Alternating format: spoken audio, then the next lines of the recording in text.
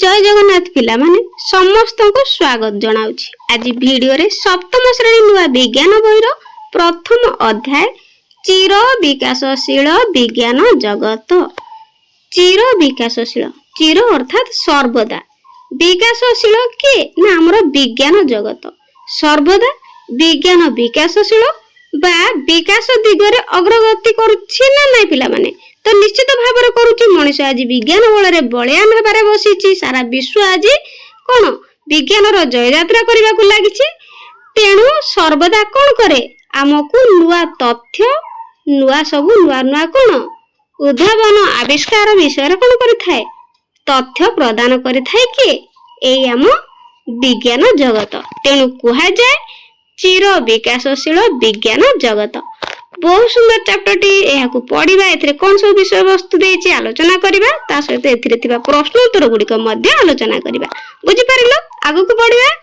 देख आमर आशा तुमे माने पूर्व श्रेणी विज्ञान पाठ्यपुस्तक जिज्ञासा द्वारा अनेक जना अजना कथा जाना पाई। तो आशा करुछंती पिला माने तुम मानू जे पूर्व श्रेणी जो विज्ञान पाठ्यपुस्तक जिज्ञासा थिला, तो षष्ठ श्रेणी विज्ञान बहिर नूतन विज्ञान बहिर नाम कौन जिज्ञासा है, जार के नाम हूँ कौन जिज्ञासा। तो जिज्ञासार अर्थ कौन जानिबार इच्छा। तो षष्ठ श्रेणी रे जेहेतु तुम माने ए बही पढ़ी ना, तुम मान नुआ एनईपी पैटर्न आसी जाइए। तेणु से कथा कह जे षष्ठ श्रेणी रे जो जिज्ञासा बही अच्छी विज्ञान बही, ता द्वारा अनेक जना अजना कथा जानिबा को पाइथिबो। तो से षष्ठ श्रेणी जिज्ञासा बहिरे विज्ञान बहिरे बहुत किछि जना अजना कथा जानिबा को मिलिबो। तो पिला माने जिज्ञासार अर्थ होउची जानिबा को इच्छा। तो जिज्ञासार अर्थ कोन जानिबा को इच्छा। मन रखिबो शॉर्ट क्वेश्चन तो मानकर पढिबो जे विज्ञान जिज्ञासार अर्थ कोन बुझेला। जिज्ञासार अर्थ होउची जानिबा को इच्छा। कहिलो देखि आमे सब केमिति जानिबा। तो सब नुआ नुआ तथ्य आविष्कार उद्भावन हम सब केमिति जानिबा। तो से विषय आस आमे आम चतुःपार्श्वस्थ प्राकृतिक घटना संबंध रे प्रश्न पचारिबा। तो आम चतुःपार्श्व रे जो प्राकृतिक घटना दुर्घटना सब घटुची, तो ताहा सब काहेकि घटुची किपरि घटुची, तो से गुडी को सब आमे जानिबा पई परीक्षा करिबा, अधिक जानिबा पई अनुसंधान करिबा आ बुझिबा को चेष्टा करिबा। तो से कथा से कहूची।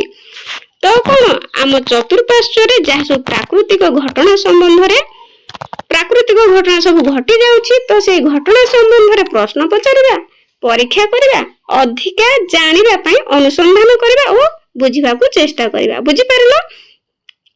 विज्ञान हमकु मार्गदर्शक भाव रे नै जिवो। तो हमकु विज्ञान कोन करबो बाट देखाइबो, हमर मार्गदर्शक भाव रे कार्य करिवो।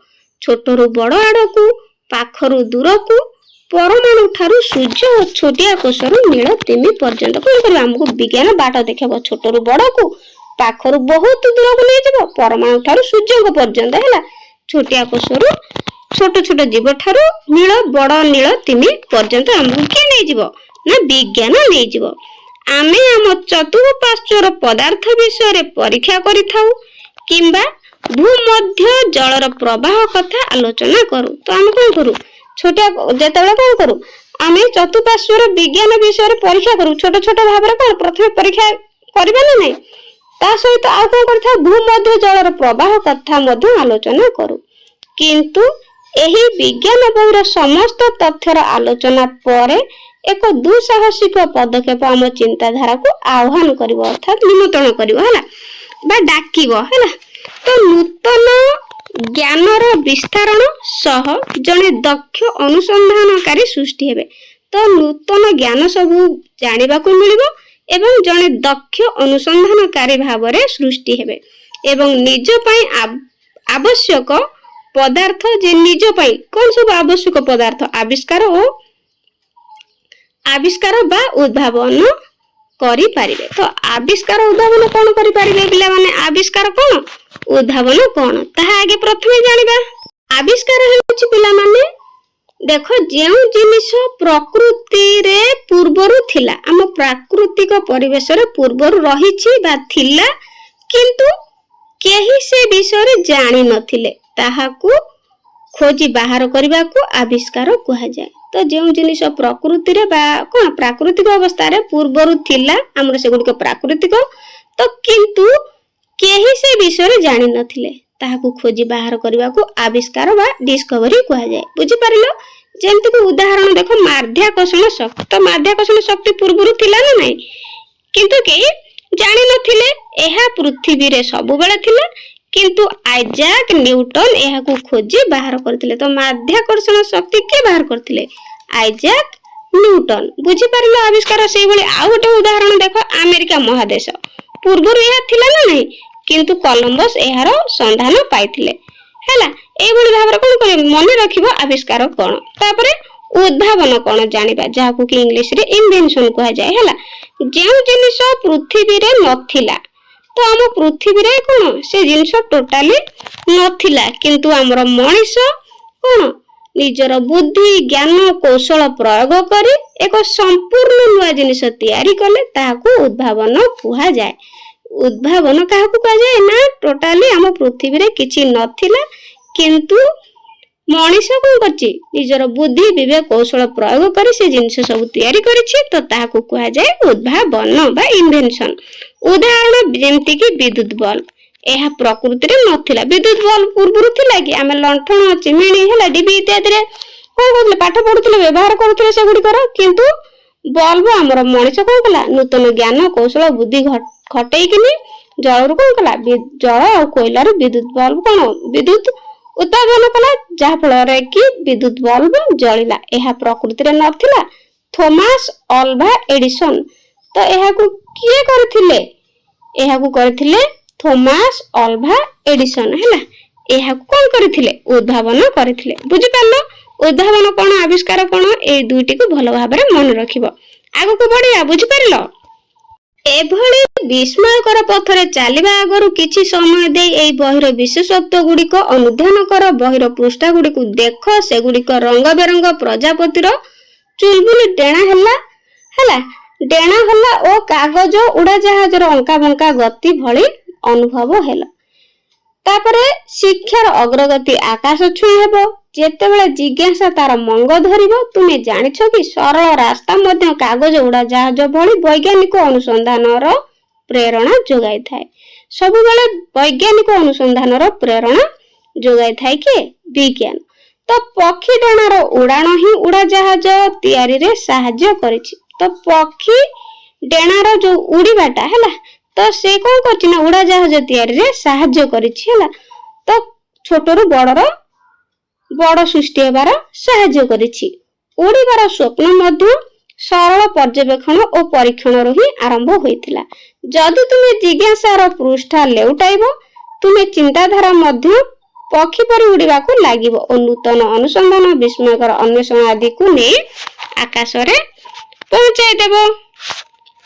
तो देखो पिला माने एठी केमती छोट छोट पिला माने तुम भली पिला माने कोन करूछंती ना कागज रे उड़ा जहाज करिकि बा रॉकेट करिकि नुआ नुआ जिनिस उद्भावन पई कोन करूछंती अनुसंधान बा अनुसंधिच्छा हेउछंती। बुझि पारलो तुम माने मध्य कोन करिवो एई भली वैज्ञानिक चिंताधारा मन मध्य को आनिबो हैला। आगु को बढ़िबा। अवश्य अनुसंधान केवल नूतन तथ्य को खोजी बाहर करबा नुहे जे केवल नूतन तथ्य को खोजी बाहर करे सेतिक नुहे किंबा प्रकृतिर विभिन्न वस्तु विषय जानिबा नुहे खाली जानिबा भी नुहे। षष्ठ श्रेणी रे तुमे पढ़िथिला जे विज्ञान एक प्रक्रिया जहा कि जानिबार आग्रह को प्रश्न पचारिबा को उत्साहित करे और अज्ञात को जानिबार उन्मुक्त मानसिकता सृष्टि करिथाय। वर्तमान सप्तम श्रेणी रे हम अधिक चिंतनशील प्रश्न पचारिबा को चेष्टा करिबा। आम चतुर्पार्श्व घटुथिबा विभिन्न घटनावली और विभिन्न प्राकृतिक संरचनार अंतर्निहित तत्व अनुसंधान करिबा। तो षष्ठ रु कोन सप्तम श्रेणी तुमे टिके बड़ हो गेलानी तेनु कोन करिवो ना सब चतुर्पार्श्व रे जा सब घटनावली घटुची तो ताकू केमति करिवो तार तथ्य अनुसंधान करिवो। तो ए सब प्रक्रिया गुडी को तैयारी करिबा पाई हैला बा करिबा पाई हमकु पाठ्य पुस्तक और श्रेणी कक्ष मध्य रे सीमाबद्ध न रही बाहर को मध्य जीवाकू पड़े। तो बाहर को जीवाकू पड़िबो केवल श्रेणी कक्ष रे न रही कि विभिन्न कार्य परीक्षा माध्यम रे हमकु विश्वर घटनावली को उपलब्धि करिबा को हेबो। ए समस्त अनुभूति केवल आकर्षणीय व रोमांचकर नुहे, केवल जे रोमांचकर आकर्षणीय ताहा नुहे बरं एहा आमे रहुतिबा पृथ्वीर एक निर्दिष्ट स्थानर परिवेश को टेक्निक भाव में बुझिया पाई एक प्रारंभिक पदक्षेप। आमर आशा जे एहा तुमको विज्ञान एक निरंतर अन्वेषण प्रक्रिया बोली बुझिबारे सहायक हेबो।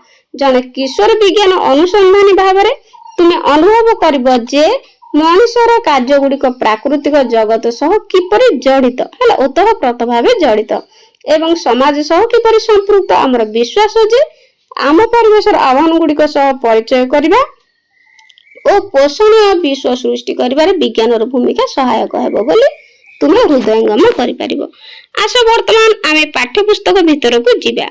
पदार्थ विज्ञान, रसायन विज्ञान, जीव विज्ञान है तो विज्ञानर विभक्तिकरण देख पदार्थ विज्ञान, रसायन विज्ञान, जीव विज्ञान और भू विज्ञान परि विज्ञानर विभिन्न क्षेत्र विषय पढ़िबा जहाँ आमे षष्ठ श्रेणी रु जानिछे।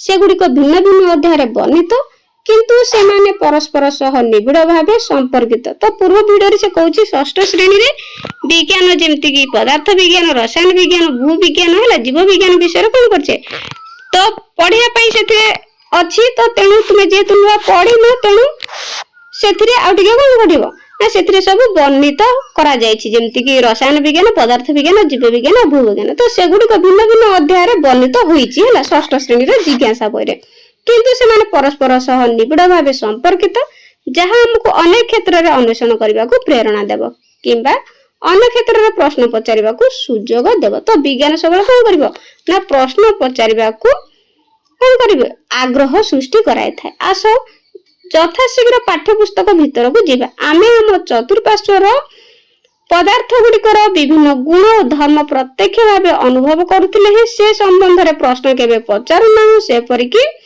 केतेक फल काहेकि खटा लगे तो फल गुड़िक सब को समान लगे नहीं, किए खटा लगे, किए मीठा लगे, किए कषा लगे, किए आंबा लगे है। तो तुम पोशाक लगी जाइथिबा हळदी दाग छड़ाइला बेले कौन हुए तुम जो पोशाक कौन हळदी दाग किंबा अन्य किछि कला दाग लगी जाए तो सहज छाड़े कि नहीं छाड़ेनी तो कौन हुए छाड़े नहीं एते शीघ्र। आसो से विषय रे आलोचना करबा। तो सेगुड़िक काहेकि एमति हुए आलोचना करबा।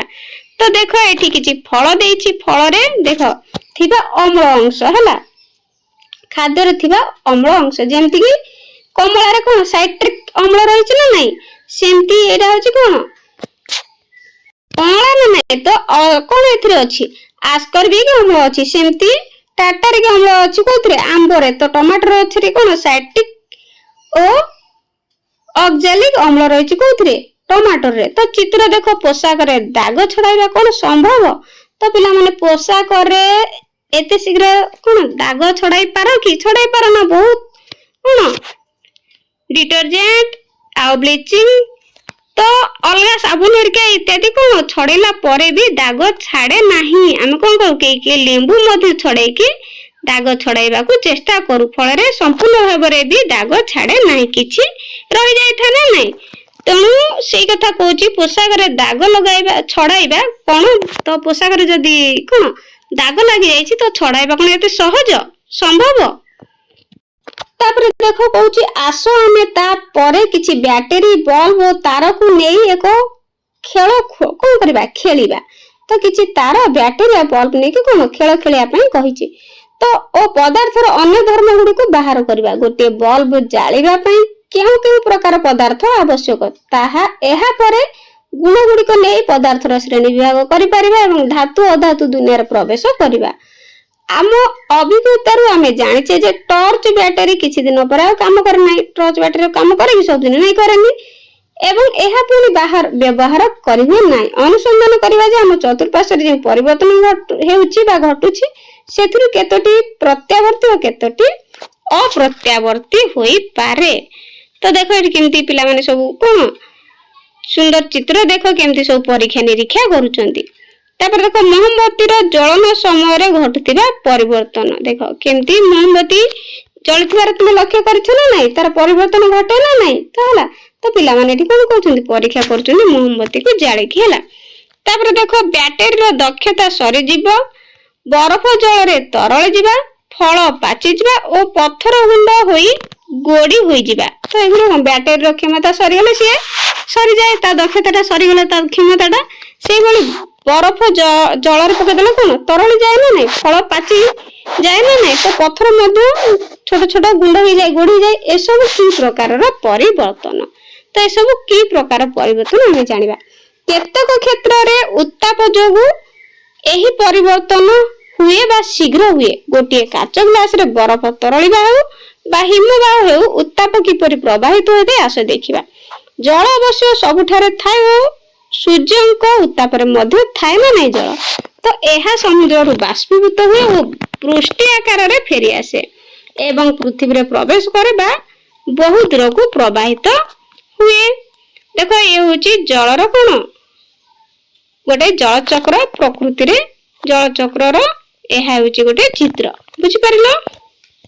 ତାପରେ ଦେଖ ପିଲାମାନେ, ତଥାପି ମଧ୍ୟ ଏହା କେବଳ ଆମେ ଦେଖିପାରୁଥିବା ଚତୁଃପାର୍ଶ୍ୱ ପଦାର୍ଥର ପରିବର୍ତ୍ତନ ନୁହେଁ କିମ୍ବା ଦେଖାଯାଉନଥିବା ଜଳର ଲୁକାୟିତ ପରିବର୍ତ୍ତନ ନୁହେଁ। ଆମର ବୟସ ବୃଦ୍ଧି ସହ ଶରୀରର ପରିବର୍ତ୍ତନ ପରିଲକ୍ଷିତ ହୋଇଥାଏ। ବିଶେଷ କରି ଆମ ବିଦ୍ୟାଳୟରେ ପଢୁଥିବା ସମୟରେ ଶରୀରର ପରିବର୍ତ୍ତନ ବହୁତ ଶୀଘ୍ର ହୋଇଥାଏ, କାହିଁକି ନା କିଶୋର ଅବସ୍ଥାରେ ଶାରୀରିକ ଗଠନରେ ବହୁତ କିଛି ପରିବର୍ତ୍ତନ ଘଟିଥାଏ। ତ କାହିଁକି କେବଳ ମଣିଷର ନୁହେଁ, କେବଳ ମଣିଷର ହୁଏ? ତୁମେ ମାନେ ଗଛଲତା ପଶୁପକ୍ଷୀଙ୍କର ମଧ୍ୟ ଦେଖିଥିବ। ତ ଦେଖ, କେବଳ ମଣିଷର ନୁହେଁ, ବଞ୍ଚି ରହିବା ପାଇଁ ସମସ୍ତ ଜୀବଙ୍କ ଠାରେ ଜୈବିକ ପ୍ରକ୍ରିୟା ସଂଗଠିତ ହୁଏ। ଶରୀରର ପରିବର୍ତ୍ତନ ହୁଏ ଆମର ବୃଦ୍ଧି ପାଇଁ। ଆମ ଶରୀରକୁ ଖାଦ୍ୟ ଖାଇବା ସହ ଶ୍ୱସନ ଓ ଖାଦ୍ୟ ସଞ୍ଚାଳନ ପାଇଁ ରକ୍ତ ପ୍ରବାହର ଆବଶ୍ୟକତା ରହିଛି। କେବଳ ପ୍ରାଣୀ କାହିଁକି, ଉଦ୍ଭିଦର ମଧ୍ୟ ବୃଦ୍ଧି ପାଇଁ ଖାଦ୍ୟର ଆବଶ୍ୟକତା ରହିଛି। ସେମାନେ ଖାଦ୍ୟ ପାଆନ୍ତି କିପରି? ସେମାନେ ଶୋଷଣ କରନ୍ତି କି? ତାହା ହେଲେ କିପରି କରନ୍ତି? ଯଦି ଶୋଷଣ କରନ୍ତି କିପରି କରନ୍ତି?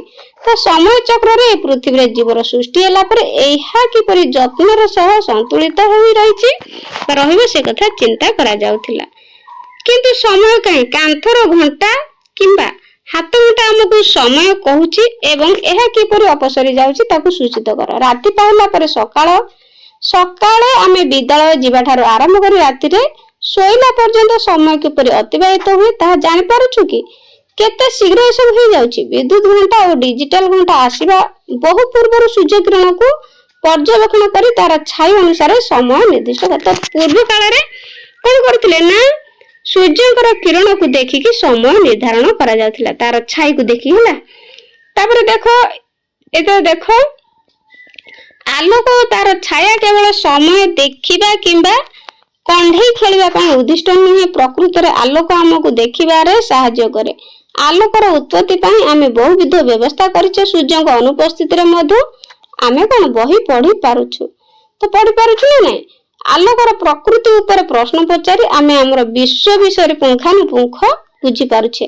ଆଲୋକ ଓ ଛାୟା କେବଳ ଗୃହ ମଧ୍ୟରେ ଥିବା ପଦାର୍ଥର ନୁହେଁ ବୋଲି ଆମେ ପରବର୍ତ୍ତୀ ପର୍ଯ୍ୟାୟରେ ଜାଣିପାରିଲେ। ତ ଦେଖ, ଏହା ହଉଛି ଗୋଟେ ସୂର୍ଯ୍ୟ ଘଡିର ଚିତ୍ର ଯାହାକି ଆଗ କାଳରେ ନିର୍ମିତ ହୋଇଥିଲା। ତାପରେ ଦେଖ, ଏଠି ହଉଛି ଆଲୋକର ବହୁ ପ୍ରତିଫଳନ ପ୍ରକ୍ରିୟା, ବୁଝିପାରିଲ।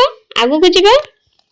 ତ ଦେଖ ପିଲାମାନେ, ଏଠି ଚିତ୍ର ଦେଇଛି ଆଂଶିକ ସୂର୍ଯ୍ୟପରାଗ, ଅର୍ଥାତ୍ ଅଳ୍ପ, ହେଲା, ଅଳ୍ପ ଭାଗରେ କଣ ସୂର୍ଯ୍ୟପରାଗ। ଆଉ ଏଠି ଦିନ ଓ ରାତି ପ୍ରକ୍ରିୟା କିଭଳି ଭାବରେ ହୋଇଛି ଦେଖ।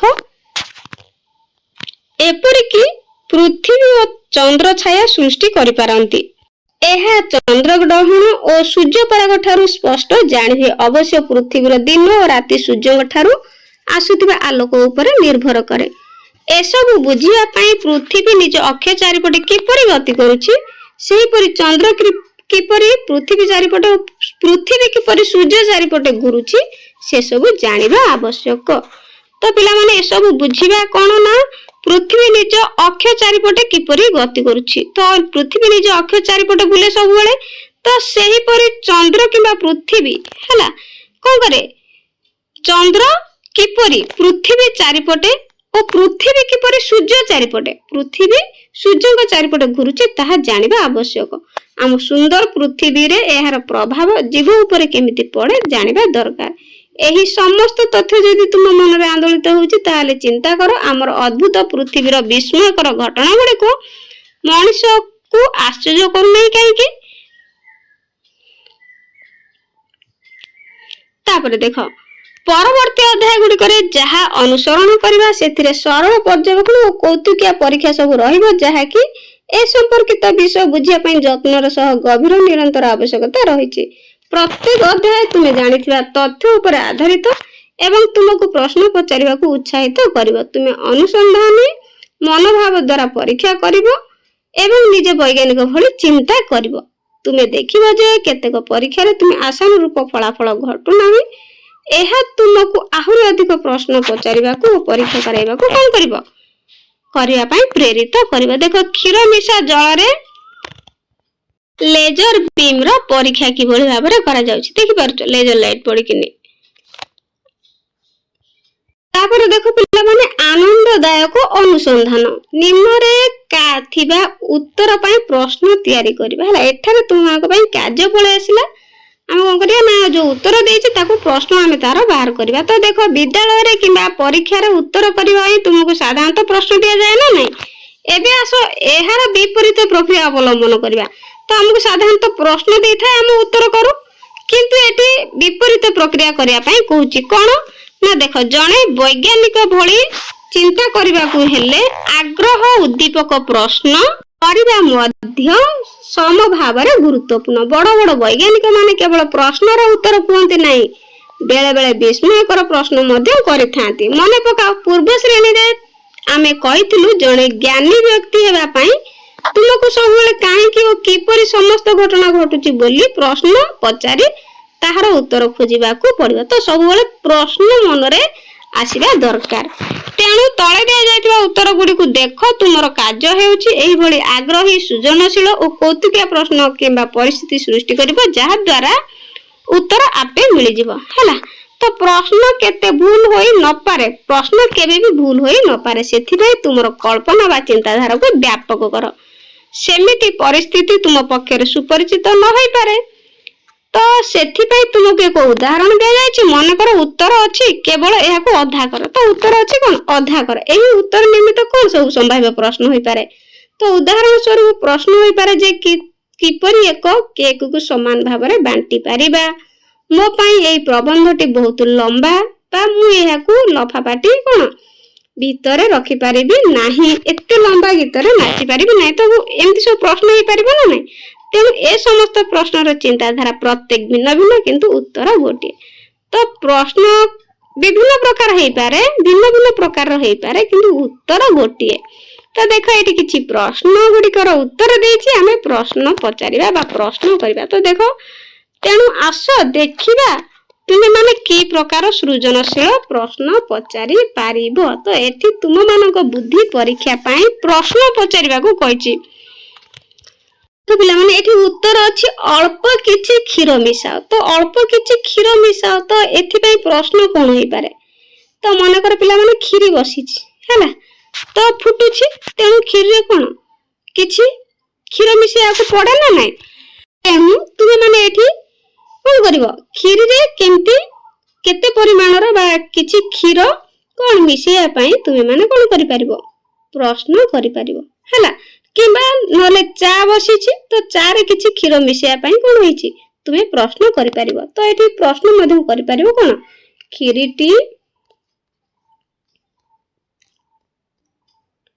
प्रस्तुत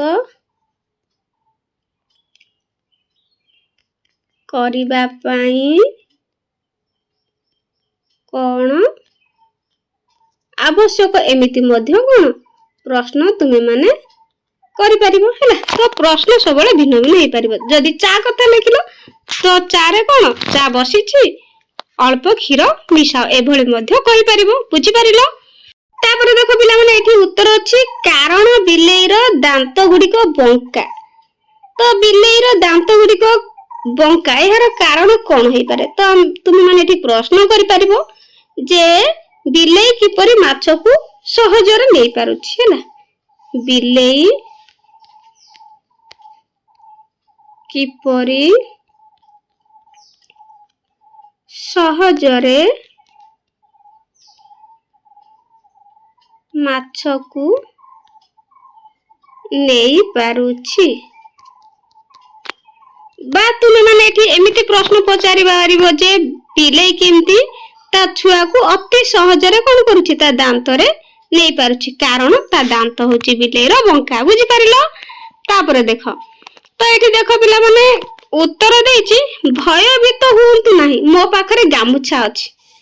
तो पिला माने गामुछा अछि मो पाखरे कोन गामुछा अछि तुमे भयभीत हुओ तू नाही। तो देखो तुमे माने कोन नई को दी जण जाइछो सांग गाधिया पई तो जणे कोछि गाधिया पई तो आ जण कोछि तो मोर तो किछि पोषक नै मु केमति गाधेबी। तो तेणु तुमे कहूच जे भयभीत हुंतु नाही मो पाखरे गामुछा अछि हैला। तो एठी प्रश्न कोन करि परिबो ना समुद्र रे बा नदी रे बा पोखरी रे जहा लिखि परिबो हैला। समुद्र रे मु किपरि कोन गाधे इबी बुझि पालो एई भली प्रश्न मध्ये तुम माने करि परिबो। तापर देखो पिला माने एठी प्रश्न किछि नाही किंतु उत्तर दे देछि कोन 42 केते दे देछि 42। तेणु तुम एठी प्रश्न कोन करि परिबो तो प्रश्न करि परिबो जे 21 रो हला 2 गुणा बा 2 गुण केते 2 गुण केते हला जे हम प्रश्न निर्माण करबा किंबा एमिति पचारि पारे जे 30 हला युक्त 12 समान केते एमिति भी प्रश्न करि पारे। तेणु जार उत्तर आसी जीवो 42। तेणु गोटे उत्तर पाई आमे विभिन्न प्रकार रे प्रश्न पचारिबा बोली उक्त विषय वस्तु रे आलोचना करा जायछि बुझि पारिलो। तो ये थिला तू मानकर प्रथम चैप्टर आगु और बहुत किछि पढिबा हला। चैनल ले नुआ थिले चैनल को सब्सक्राइब करियो वीडियो टी केमति लागिला कमेंट रे निश्चित जणेबा आ मते कमेंट रे कहबो जे तुम माने केउ जिल्ला रो मो वीडियो को देखुछ हला। तम जिल्ला रो नाम मते निश्चित भाबे कमेंट रे जणेबो। तो आज पे रहउछि मन देकी पाठ पढा पढी करिवो। Thank you.